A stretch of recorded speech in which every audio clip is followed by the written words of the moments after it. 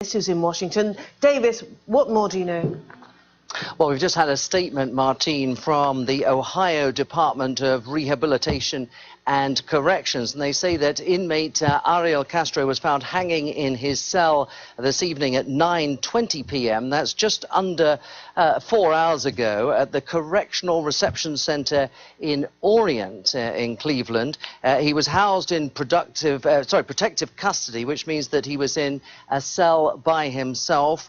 Rounds by prison officials are required every 30 minutes at staggered intervals, apparently. And upon finding Ariel Castro, prison medical staff began performing life-saving measures. Shortly after that, he was transported to a local hospital and pronounced dead an hour and a half after he had been found hanged. A thorough review of this incident is underway, they say in the statement, and more information can be provided as it becomes available pending the status of this investigation, Martine. Now, it wasn't long ago, was it, that we were completely enthralled with the scenes, the court scenes of Ariel Castro making a plea bargain, and the women whom he'd held captive addressing the court and telling us of perhaps what will be one of the most notorious crimes of the decade, if not the century.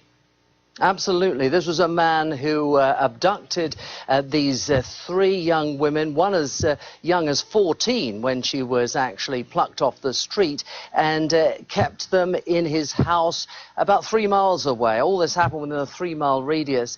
He, of course, fathered a child by one of these women, Amanda Berry, and that child was with Amanda Berry when she managed to escape from the house and call the police.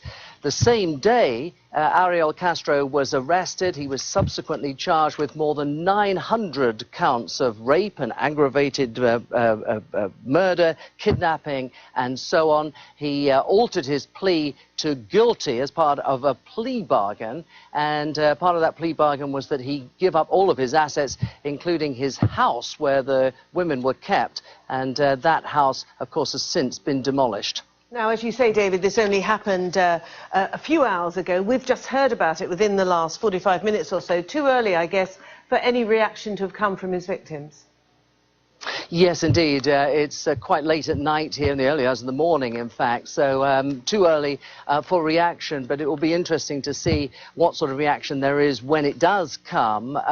Ariel Castro, known to have been a violent man. He inflicted numerous injuries upon his first wife, and he, of course, told the court in his mitigation that he was addicted